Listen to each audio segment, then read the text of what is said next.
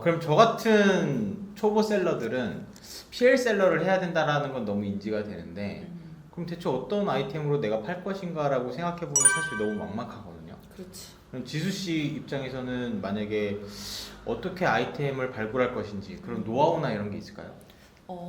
일단은 좀 아이템이 뭐 누구는 뭐 이거 잘 팔더라 뭐 이런 거를 보면은 사실 뭐 그렇게 큰 어떤 공통점이 없어요. 그러니까 결국에 이제 아마존이라는 플랫폼에 조금 유리한 아이템이 있고 불리한 아이템이 있고 있을 뿐이지 그거 어떤 제품이 뭐 무조건 팔린다 이런 거는 사실 없거든요. 그래도 이제 불리한 아이템, 유리한 아이템 이런 것들 기준을 가지고 고르면은 절반 이상은 간다고 생각해요. 아이템 선정에 있어서. 그리고 그 다음에 중요한 거는 그 아이템을 팔릴 만한 아이템으로 만들어가는 과정이 아마존에서는 더 훨씬 핵심이라고 생각해요. 그래서 이제 오늘 영상에서는 사실 뭐 디테일하게 모든 것들을 다 알려드리기는 조금 어렵지만 그 어떤 항목들을 봐야 하는지 이런 거 위주로 좀 설명을 드릴게요. 일단은 초보자분들이 조금 피해야 하는 아이템이 있어요. 피해야 되는 아이템? 피해야 되는 거. 네. 그러니까 쉽게 약간 좀 뭐 팔아보지 이런 분들 중에 뭐 되게 한국에서만 파는 거를 미국에 갖다 팔면 되겠다 뭐 이런 거 생각하시는 분들 많거든요. 그래서 네. 뭐 그 중에 이제 뭐 하나가 뭐 불닭볶음면을 요즘에 뭐 유튜브에서 난리인데 뭐 팔아볼까? 뭐 이러면서 이런 식으로 이제 접근을 하게 돼요, 처음에는. 근데 일단은 식품 뭐 이런 것들이 굉장히 다루기 까다로워요. 유통기한도 있을 수 있고. 당연히 그렇겠죠. 그래서 위생 허가증이나 이런 것도 필요할 거고. 유통기한을 식품 같은 경우는 그런 거 다루기가 초보자가 접근하기는 어려워요. 근데 물론 그런 거에 대해서 내가 시장에 대한 어떤 이해나 뭐 인증이나 뭐 이런 절차에 대한 이해도가 높은 분이라면은 진입 장벽 자체가 식품이나 이런 거는 조금 높은 편이기 때문에 하면 좋아요. 근데 그게 아니라 이런 식의 어떤 쉬운 생각들 조금 이거 팔아볼까? 뭐 그럼 불닭볶음면 팔아볼까? 이런 식의 접근 방식으로 시작을 하면은 일단 너무 어렵다. 쉬운 건 없는데. 그렇죠. 그리고 그래서 이제 뭐 식품이라든지 그런 바르고 뭐 몸에 직접 닿는 뭐 이런 것들, 건기식 이런 것들, 이런 것들은 애초에 시작조차가 어려울 수 있어요. 그런 것들은. 그래서 그런 것들은 피해 주시는 게 좋을 것 같고, 그리고 브랜드 라이센스 있는 이런 상품들도 피해 주시는 게 좋아요. 그러니까 또 쉬운 접근법 중에 하나가 그 BTS 난리잖아요. 그래서 BTS 인형 같은 거 막 사가지고 이렇게 파는 분들 있거든요. 근데 그런 것도 다 미국의 브랜드 라이센스 같은 게 되어 있을 그래요? 네, 그런 경우도 그렇고 디즈니 용품 같은 것도 다 되어 있어요. 하긴 그렇죠. 네, 그래서 그런 거 막 함부로 팔았다가는 막 계정 정지되고 막. 사실 명함에서도 그런 거 못 쓰는데. 네, 그러니까요. 그래서 그런 부분들 되게 내가 딱 이렇게 튀어나오는 아이디어들은 되게 생각보다 이렇게 좀 별로다. 제약 조건이 있을 수 있다. 대부분 내 생각은 별로다. 네, 그런 좀 피해야 하는 상품들은 좀 걸러주시면 좋을 것 같고, 그리고 이제 그렇다면 불리한 아이템과 유리한 아이템을 거를 수 있는 어떤 기준점을 삼아야 되는데 보통 우리 마케팅 배우면 3C분석 많이 배웠잖아요. 그거랑 똑같아요. 아마존 셀링도 뭐 커스터머랑 커스터머, 컴퍼니, 컴페티터 이렇게 세 측면. 영어가 많네요. 네, 그래서 그거는 이제 가장 시장을 판단할 수 있는 누락 중복 없이 판단하는 기준이거든요. 세 가지가 당연히 봐야 되고 그러니까 중복도 없고 누락도 없이 무조건 봐야 하는 기준인데 커스터머 측면에서는 아마존에서는 뭘 봐야 될까요? 일단 수요가 있는지 내가 진출하고자 하는 시장이 수요가 있을까? 이거 봐야 될 거고, 그러면은 진입하고자 하는 내가 팔고자 하는 아이템의 타겟이 어떤 걸 좋아할까? 이런 거 보셔야 되겠죠. 근데 그거는 이제 가장 쉽게 볼 수 있는 게 경쟁사의 매출 데이터를 볼 수가 있어요.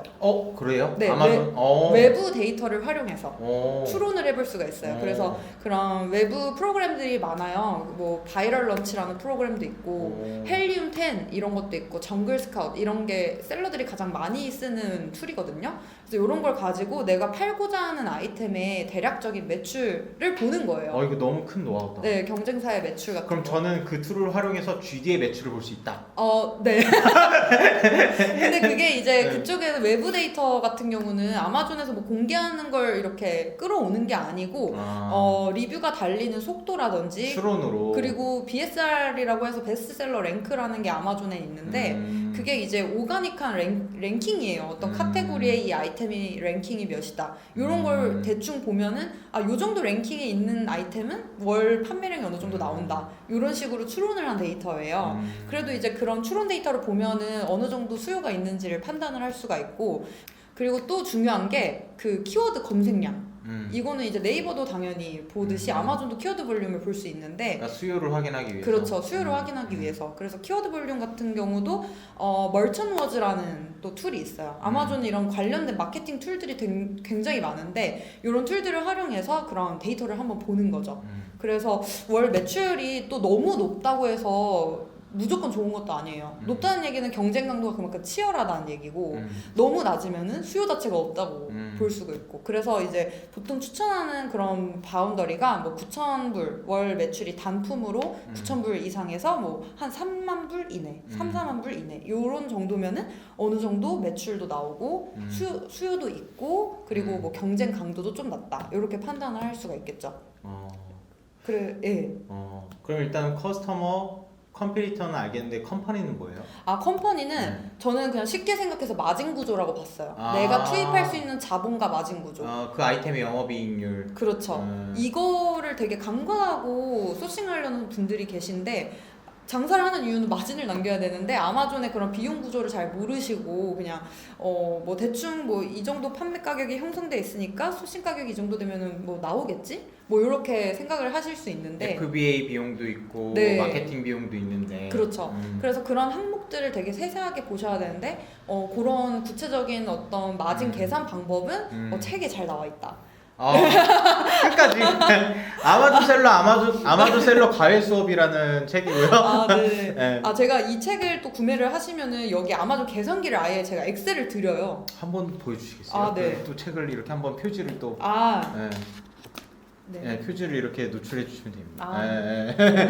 여기 책에 그 QR 코드가 있어서 요거 찍으시면은 계산기를 그냥 다운 받아서 그냥 아예 공개를 해버렸어요. 그냥 쓰시라고. 그래서 내가 소싱 가격, 판매할 가격 이런 거 넣으시고 이 아이템에 해당하는 수수료를 넣으시면은 그 마진을 계산하실 수가 있어요. 그래서 그것도 이제 계산을 하셔야겠죠. 그리고 마진을 계산할 때 중요한 거는 경쟁 상품의 가격대예요. 경쟁 상품의 가격대가 너무 낮게 형성이 되어 있으면은 정말 이 제품이 특출나게 다르지 않는 이상은 너무 비싸게 팔기가 좀 어렵잖아요. 그래서 경쟁 상품의 가격대도 가급적이면 한 10불 후반대 요 정도 나와줘야 어느 정도 마진을 보면서 팔 수 있다. 이렇게 판단을 할 수가 있겠죠. 그리고 마지막으로 컴페리터스, 이 경쟁 측면에서는 경쟁 강도를 보셔야 돼요. 얼마나 경쟁이 치열한가. 근데 이거는 리뷰의 숫자와 리뷰의 그 만족도, 요걸 가지고 판단할 수가 있어요. 셀러의 수가 아니라 리뷰의 숫자. 네, 왜냐하면 결국에 이렇게 생각하시면 돼요. 아마존은 키워드의 싸움이에요. 어떤 키워드를 검색했을 때 내 상품이 여기에 노출되게끔 하는 게 중요하잖아요. 근데 만약에 특정 키워드를 검색을 했는데 여러 아이템이 나오는데 이 아이템 리뷰 숫자가 막 2,000개, 3,000개 이런 셀러들이 이만큼 나오는 거예요. 1페이지에. 그러면은 진입 가능성이 낮겠죠. 당연히. 너무 경쟁이 치열하니까. 잘 파는 셀러가 너무 많은 거예요. 그런 시장은. 그럼 바이박스도 거의 못 먹을 확률이 높고. 바이박스랑은 상관이 없어요. 바이박스는 RA인 경우에만. 네, 그것만 이제 해당이 되고, 이 리뷰 숫자는 뭐 PL이든 RA든 어찌됐든 그냥 아이템에 대해서 리뷰가 많으면은, 많다는 얘기는 그만큼 많이 판다는 얘기긴 한데 경쟁이 치열하다는 얘기인 거죠. 그쵸. 그러니까 리뷰 숫자가 많은 셀러가 많다면. 그러면은 예를 들어 그 많다는 기준은 어떻게 돼요? 예를 들어 리뷰가 많은 셀러들이 한두 명 있어. 그거는 그렇게 경쟁이 치열하지 않다고 볼 수 있죠. 예를 들어서 리뷰가 많은, 만약에 2,000개에서 1,000개 정도 되는 그런 리뷰를 소유한 아이템이 상위에 뭐 한두 개 있고 나머지는 고만고만하다면 내가 그 시장에서 3등이라도 하면은 괜찮은 거지. 그런 식으로 경쟁 강도를 판단을 할 수가 있다는 거예요. 그리고 제가 아까 리뷰 별점을 말씀을 드렸는데, 별점은 그거만 거예요. 내가 이제 진입할 수 있는 그 틈이 있냐. 그러니까 아이템이 이렇게 많은데 이 키워드에 해당하는 내 경쟁 아이템이 이렇게 많은데 경쟁 아이템들이 이미 너무 높은 만족도를 가지고 판매되고 있으면 사실 그 시장에서 내가 조금 어떤 차별점을 찾기가 굉장히 어렵잖아요. 근데 만약에 진입하고자 하는 시장에 있는 아이템들 리뷰가 되게 안 좋은 거예요. 그러면은 이거는 개선점 여기 이 안 좋은 거 내가 아까 말씀하셨던 네. 이미지화 시켜서 그렇죠. 상세 페이지에 받고 그렇죠. 그렇게도 할 수 있고 또 개선점을 실제로 보완한 상품을 내가 만들 수도 있고 만들어 달라고 요청을 할 수도 있고 그런 식으로 뭔가 진입할 수 있는 기회들이 있다는 뜻이기 때문에 그런 것들을 봐주는 게 좋아요. 그리고 또 한 가지 더 말씀을 드리고 싶은 부분은 판매하고자 하는 아이템의 키워드가 분명한 것이 좋아요. 그러니까 결국에 아마존 셀링은 무슨 아이템이 팔린다, 무슨 아이템이 뭐 잘 팔린다 이런 거보다는 어떤 키워드에서 이 아이템을 어떻게 팔 수 있을까? 요 싸움이거든요. 그러니까 키워드들도 되게 볼륨이 큰 메인 키워드들이 있을 수 있고 볼륨이 조금 작더라도 서브 키워드에서 진입할 수 있는 가능성이 있는 그런 경우가 있어요. 그래서 뭐 예를 들어서 악력기로 만약에 친다면 핸드글, 엑서사이저, 스트렝스너라는 메인 키워드는 볼륨도 높고 대신에 경쟁 강도도 높을 거잖아요. 근데 내가 만약에 제품을 만들었는데 이거를 재활용 악력기를 만든 거예요. 그러면은 상대적으로 핸드글이 뭐 그런 릴리프라는 키워드를 달았을 때는 노출되는 제품 수도 조금 적을 거고 경쟁하는 그런 아이템들이 별로 없을 수 있잖아요. 그럼 그 시장에서 일단 1등 먹고 그러고 나서 조금 더 뭐 개선품을 낼 수도 있고 아니면 이거 가지고 또 다른 키워드에서 상위 노출이 될 수 있는 영역을 또 만들어가는 거예요. 그런 식으로 그러니까 아이템을 뭐 찾을 때 뭐 막 아이템을 그냥 막 뒤져보는 게 아니고 이 제품을 내가 무슨 키워드로 팔면은 노출이 될까? 요거를 고려하시면서 하면 좋아요. 얼마나 노출이 될 확률이 높을까를 그렇죠. 고려해서 노출이 되고 그 노출이 되면은 내 제품을 이제 클릭이 되게끔 그런 아이템 경쟁력이 있을까 이런 것들을 보셔야 되는 거죠. 너무 그것도 좋은 노하우네요. 네. 그러니까 특정 아이템에 대해서 이미 굉장히 잘하는 셀러들이 많이 포진돼 있어도 인접 시장으로 진출해서 그렇죠. 예. 유사 키워드를 먹으면 네네네. 그건 또 잘 될 수도 있다. 그럼 제가 PL 셀러로 이제 하고 뭐 그 아이템 선정도 했어요.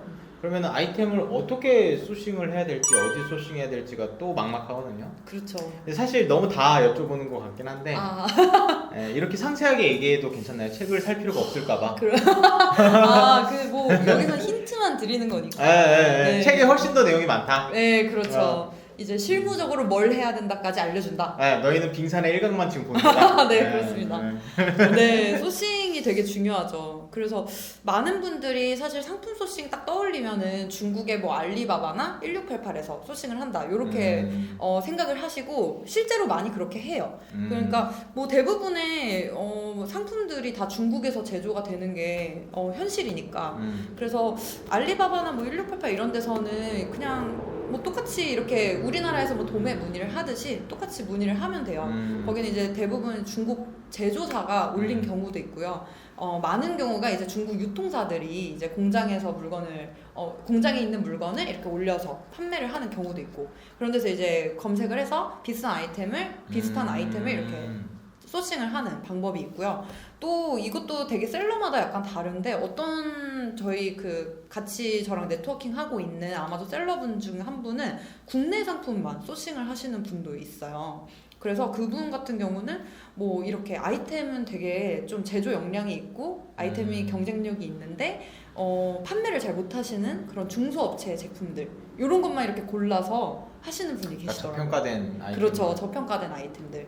그래서 그런 거를 이렇게 찾아서 하시는 분들도 계시고 그렇습니다. 그리고 그러면은 뭐 그런 중소기업의 이런 제품들은 어디에 있냐, 한국에 뭐 알리바바 같은 게 있냐 이렇게 물어보시는 분도 계신데 저는 이제 뭐 중기청이나 이런 지원센터에서 운영하는 그런 소싱하는 채널 같은 게 있어요. 그러니까 그런 데는 이제 중소기업들이 이런 다양한 지원 사업들을 신청을 할 수가 있는데 이런 유통 지원 사업이나 마케팅 지원 사업 이런 것들 받는 중소기업들은 대체로 이런 아이템 경쟁력은 뭐 있으나 판로를 못 찾아서 이런 지원 사업을 받는 업체들도 굉장히 많거든요. 그래서 그런 사이트 중에 아임스타즈.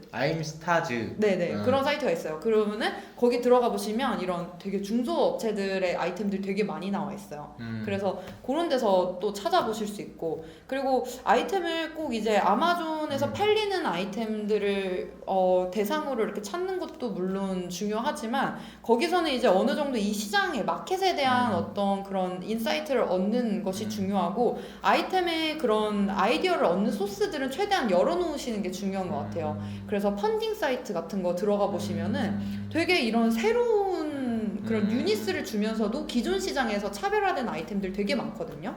그래서 그런 것들을 보면은 사실 세상에 완전히 새로운 건 없잖아요. 다 조금 다를 뿐이에요. 그러다가 이제 합쳐지면 완전 새로운 것처럼 느껴지기도 하고. 그렇죠. 그거를 완전히 새로워 보이게끔 커뮤니케이션을 할 뿐이지 그치. 완전히 새로운 제품은 없거든요. 막 가끔씩 보면은 아이디어를 막 떠올려. 나 이런 아이템 있으면 괜찮을 것 같지 않아? 근데 있고. 다 있어요. 맞아요. 누가 먼저 맞아요. 하느냐, 맞아요. 누가 이 차별점을 좀 더 소구성 있게 소구하느냐, 요 차이거든요. 그러니까 결국에는 그런 아이템에 대한 어떤 결국에는 경쟁력 있는 아이템을 찾는 것들도 그런 여러 아이템이 판매되고 있는 채널들로부터 아이디어를 얻고 소스를 얻고, 그리고 요것들이 과연 아마존이라는 플랫폼에 먹힐 수 있는지 없는지를 아까 보여드린 그 세 가지 기준, 이런 것들을 가지고 판단을 해보는 거죠. 그런 식으로 이제 아이템 소싱을 할 수가 있습니다. 그러니까 뭐 아까 아이템 발굴이랑 또 이어서 이야기를 주신 것 같은데, 네. 그러니까 아이템 선정 과정에서 어떤 크라우드 펀딩 같은 플랫폼에서 아이디어를 얻을 수도 있고, 그렇죠. 관련해서 이제 소싱할 수 있는 그 채널은 알리바바라는 네. 이제 외부 플랫폼도 있고, 우리나라에서는 아임스타즈라는 네네. 플랫폼도 있습니다. 네. 그래서 이런 게 아마 되게 실질적인 노하우일 것 같아요. 네. 그래서 소싱에 대해서 고민을 하시는 분들은 접속하셔서 한번 살펴보시면 좋을 것 같습니다. 네. 지금 지수 씨랑 얘기 나누는 과정에서 제가 느꼈던 건, 뭐 아마존은 위탁 판매가 안 되나? 이런 생각이 자꾸 들어서, 네. 혹시 위탁 판매는 어려운가요? 네. 현실적으로 어려워요. 아, 그래요? 네. 왜냐하면 네. 아마존은 제가 아까 그 아이템 유형에 대해서 많이 아까 설명을 드렸었는데, 결국에 이제 아마존 셀링의 핵심은 FBA 서비스를 이용을 하는 거거든요. 그 얘기는 뭐냐 하면 아마존 창고에다가 물건을 갖다 놓고 파는 형태예요. 그리고 그렇게 돼야 사실은 규모가 커져도 내 일이 늘어나지가 않아요. 무슨 말이냐면 스마트 스토어나 이런 거에서 왜 위탁 판매를 하고자 하겠어요, 사람들이. 포장하고 패킹하고 주문 등록하고 이런 게 엄청나게 많이 투입되는 일이거든요, 사실은. 근데 아마존에서는 그 과정을 FBA라는 시스템이 있기 때문에 아마존에서 대행을 해주잖아요. 그래서 무조건 이 FBA를 사용을 하는 게 유리해요. 근데 그거를 사용하기 위해서는 당연히 위탁 판매 형태로 운영을 하기는 사실 어렵겠죠, 현실적으로. 그렇죠. 우리나라 제품을 우리나라에 소싱한다고 하더라도 네. 위탁 판매인 경우에는 어떤 매출이 늘어나거나 수요가 늘어나면 이쪽 업체에서 다 해줘야 되는데, 맞아요. 그게 네. 어려우니까. 그렇죠. 그리고 또 아마존에서 FBA를 뭐 하지 않는다 하더라도 그러면은 물건 주문이 들어왔을 때 즉각 물건을 보내야 되잖아요, 고객한테. 근데 이게 또 해외 배송이다 보니까 막대한 배송비도 들고, 그리고 또 아마존에서 그런 셀러가 이제 미국 고객에게 직배송을 하는 경우에는 그 배송 지연의 이슈라든지 이런 것들을 굉장히 타이트하게 관리를 해요. 근데 위탁 판매면은 사실 관리가 안 되지. 내가 업체한테 이거 주문 들어왔으니까 미국에 어디로 보내주세요 했을 때 업체가 즉각 보내주면 좋은데, 그런 게 시스템이 잘 갖춰지지 않거나 좀 레이트 시먼트가 발생을 하면은 막 되게 문제가 커질 수 있어요. 그래서 사실 위탁 판매나 노리스크로 운영은 거의 불가능해요, 아마존은. 그러니까 위탁 판매는 어떻게 보면 현실적으로 뭐 미국 고객들한테 저희가 셀링을 한다고 가정하면 일단 위탁 판매 자체가 불가능한 구조이고, 네. 그리고 퀄리티 컨트롤 면에서도 어쨌든 셀러한테 위탁 판매를 안 하는 게 훨씬 더 유리하다. 그렇죠. 네, 라고 봐주시면 좋을 네. 것 같습니다. 네. 그 지수 씨한테 노하우를 얻었어요. 네네. 아이템 선정 발굴하는 방법도 얻었고, 어디 소싱해야 될지도 얻었고, 어떻게 해야 될지도 제가 들었는데, 그러면 제가 이제 창업을 한다. 돈이 없어요, 저는 지금. 네. 지수씨처럼 저희 사업이 3배 컸으면 좋았을 텐데 그러지 못. 코로나 직격탄을 받은 저희는 비즈니스라서 네네. 만약에 제가 창업을 한다 그럼 초기 창업비가 얼마나 들까요? 아, 초기 창업비요? 사실 소싱할 아이템과 최소 주문 수량에 따라서 너무 많은 차이가 나요. 베리에이션 있겠죠. 네. 그래서 뭐 적게는 한 뭐 200~300만 원부터 시작해서 할 수 있다 충분히. 그렇죠. MOQ가 만약에 되게 적다면은 200~300 정도면은 충분히 소싱을 해올 수가 있잖아요. 왜냐면 그러니까 아마존 창업 자금은 사실 아이템을 소싱하는 비용과 배송비 요거라고 생각하시면 돼요. 쉽게는. 왜냐면 점포를 낼 필요도 없고 그치. 보증금이 필요한 것도 아니고 맞아요. 생각보다 많은 비용이 들지는 않아요. 내가 어떤 아이템을 팔지만 정해진다면 그리고 많게는 또 내가 만약에 어떤 스펙을 굉장히 막 바꾸고 싶은 거예요. 욕심이 나서. 그래야 경쟁이 있을 것 같은 거예요. 그러면은 그 OEM 제조를 이제 본격적으로 할 때에는 MOQ 자체가 늘어나겠죠. 뭐 나는 색을 바꾸고 싶어 이러면은 업체에서 그러면은 MOQ를 한 500개는 주문해야겠는데 이렇게 할 수 있잖아요. 그러면은 사실 뭐 1000만 원까지 들 수도 있고 그런 식으로 어떤 아이템을 가지고 어떻게 접근할 것이냐에 따라서 되게 창업 자본 자체는 달라지는 것 같아요.